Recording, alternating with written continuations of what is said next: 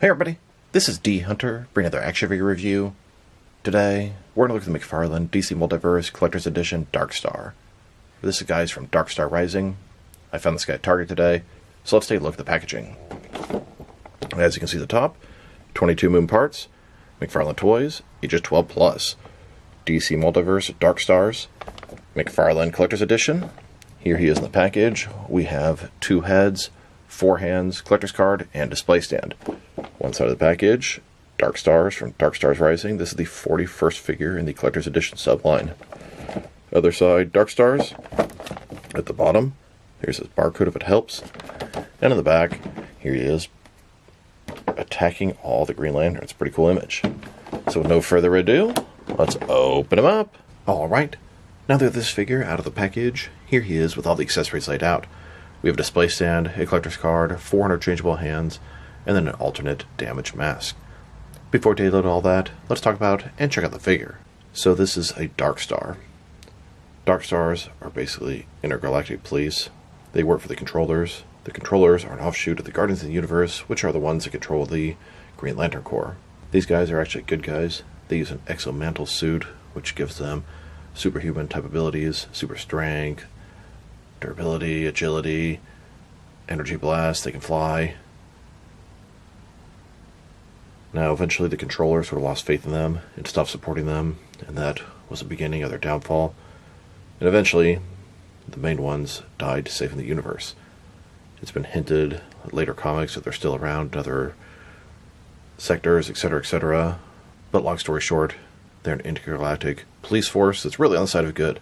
Some notable members of the DC Universe that have been Darkstars at one point in time: John Stewart, Guy Gardner, Donna Troy.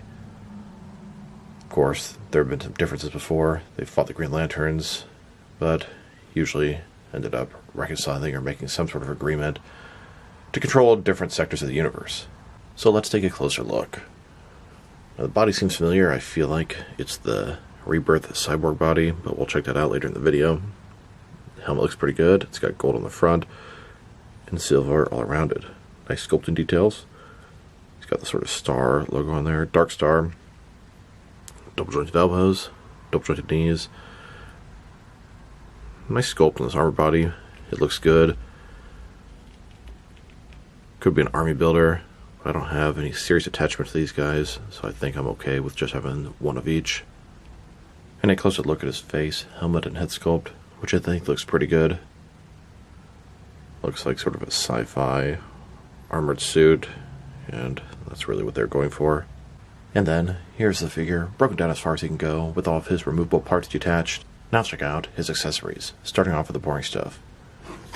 Here's his display stand, typical McFarlane display stand we've seen tons of times before. They put the classic DC logo on them now. And then we have his collector's card, and it's an image of Darkstars here, and he's attacking the Green Lantern Corps. McFarlane Collector's Edition. On the back, there is a description. If you want to read that, pause now. Now let's look at his hands. He has a total of 4 hands, 2 left hands, and 2 right hands. Here he is with his first pair of hands. These are his fists. And then here, with his alternate pair of hands, he has an open hand, and then a gripping hand. Now let's look at his heads. He has 2 of them. 1 fully intact and clean, and 1 battle damaged. Here he is with his first head. This is the clean, non-damaged helmet. This will make for a good generic Darkstar army builder. And here's his alternate battle damaged helmet. Through the crack, you can see his eye inside of there, and it's obviously a black man, so I'm going to assume it's John Stewart under the costume.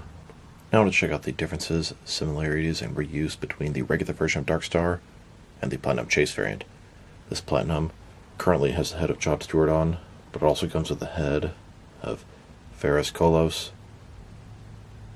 Now I believe the John Stewart guy is on the original suit, which was powered by the controllers, the exomantle suit, and then I think the regular release on the left is the later version of the suit, which is a self-sustaining version. So let's take a closer look. Start with the head here. Of course, they're totally different. John Stewart, and even if he has the other head, totally different than this guy. Now, the body is actually the same, but it's painted in the sort of classic colors, and this guy's a little more modern-looking armored suit. This is how they appeared in Darkstars #1 and their single series, and this is sort of the later version of the suit. It is totally the same sculpt, but the paint job really makes it look different. Makes this one seem armored, and this one just has a little bit more of a campier feel, even though it's not like it's old school from the Silver Age. It started in 92, I believe. I like the differences. This is where you saw most appearances with this suit, but I actually think this one looks better. Probably need to get one more pair of these figures. That way I can display the two heads on this guy and have a couple regular versions. And now to check out the differences and similarities between Darkstars and the Rebirth Cyborg. So, starting with their heads, obviously totally different. The shoulder pads are different. Both the torso and stomach areas are different. The arms all the way down to the hands are the same. The diaper piece and the legs all the way down to the feet are also the same. And I think it's pretty smart reuse. I think it works. I didn't even notice it at first glance. Enough is different to make it work. There are now 4 figures in the McFarlane DC Multiverse line that utilize this base body: Darkstars, Cyborg, and Murder Machine. Now they've taken a pretty good look at both the figure and his accessories. Let's check out his height.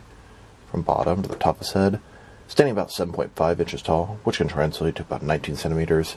He's pretty tall, but he's supposed to be in this armored suit, so it works. And for his articulation, starting with his head, of course, he's going to rotate side to side. He can look up, not much, down a little bit more. Can tilt his head at least a little bit from side to side. Shoulders on a ball joint goes out about 90 degrees. The shoulder pads are not really soft, but still doesn't really obstruct the articulation. They can go a little bit higher than that. Up, down, around. It can go up about that far before the shoulder pads make an issue. He does have that butterfly ring between his shoulder and chest area, increasing the range of motion and covering the gap. Bicep cut below that. Double jointed elbows. His wrists can rotate and it's hinged. Ball joint his torso, rotate around, forward and back. Another one in his waist, rotate around, forward and back. Between the two, pretty good range of motion. Legs complete as splits, McFarlane style hip joints. Rotation is pretty much non-existent. Legs go forward all the way, back not much. Double jointed knees, and his ankle. Forward and back, rotate. It does tilt rock, there we go. Mine's a little bit stuck or really tight. And toe articulation. Here's a Darkstar assigned to protect Earth in the middle of a huge battle in the city streets. Now let's check them out, next to some of their action figures, starting off with some of their McFarlane toys. Here's the regular version of Darkstars, next to the Platinum Chase variant. I definitely need to get another set of these guys to utilize the different heads. And if this bow damage helmet one is supposed to be John Stewart, and it sure seems that way, here he is, next to all the other McFarlane DC Multiverse John Stewart figures. I count 9 of them. And if these Darkstars are supposed to be intergalactic police members, here he is next to another police officer that gets super strength from his suit. So here's the McFarlane Collector's Edition Wave 1. Every single Collector's Edition figure has a Platinum Chase variant. Here are both the regular and Platinum Chase variants of the first appearance Superman, the Abyss, and Alan Scott Green Lantern.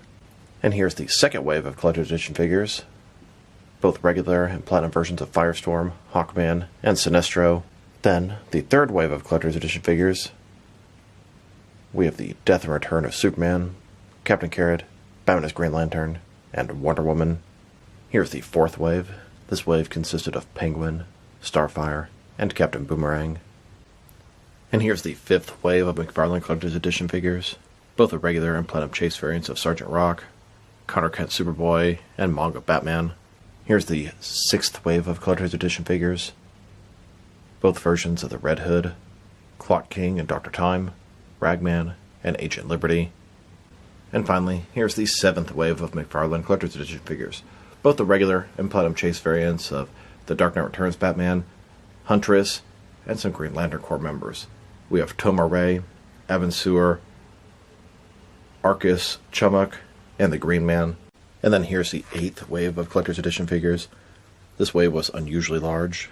We have both the regular and Platinum versions of Lightning Lad, Simon Bowes Green Lantern, Geoforce, Grid, the Christopher Reeve Superman, and Mr. Terrific. Then, with wave 9 of the Collector's Edition, Guy Gardner Green Lantern, Captain Cold, and Power Girl. And here's Wave 10 of McFarlane's Collector's Edition, both the regular and Platinum Chase variants of the Year 2 Batman, Deadshot, and Adam Strange. And here's Wave 11 of the Collector's Edition, at least I think. The way they're releasing exclusives, variants, it's kind of hard to tell what the wave is at this point. We have both the regular and Platinum versions of the Target exclusive Strange Lives of Superman, Hawkgirl, Yellow Jacket, Mr. Terrific, and then Red Lantern Guy Gardner. And here's the newest wave of McFarlane Collector's Edition figures. We have both the regular and Platinum Chase variants of Kite-Man, Metron, Dark Archer, and Darkstar. I'm not exactly sure what the next wave is going to look like, but the next collector's figures coming out are classic Deathstroke, Mirror Master, and then Batman with the Mobius chair. Definitely look forward to that one.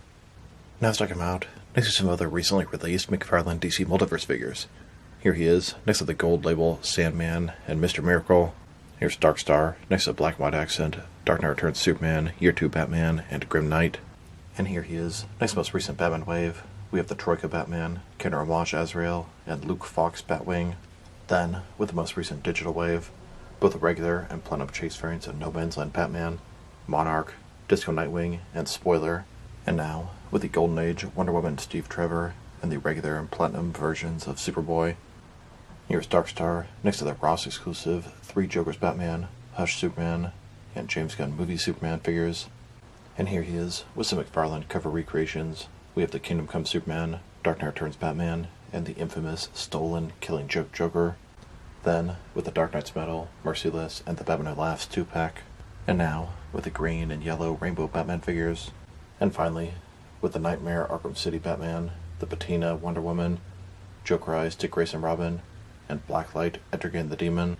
Now let's check him out, next to some action figures from different various companies, so we can see how he fits in both scale and style-wise, in case you want to know which lines you can mix him with.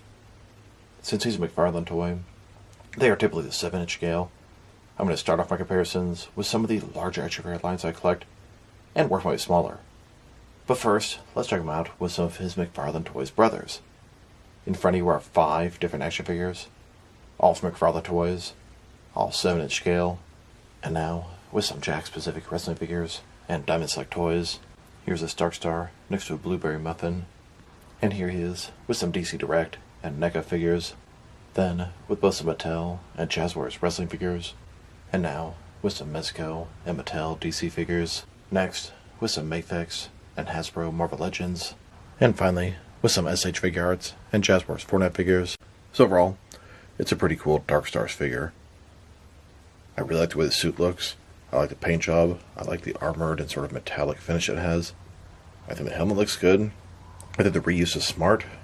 His accessories, extra pair of hands, great. Battle damage head also looks pretty cool. And I love the little sort of Easter egg that you see John Stewart inside the helmet.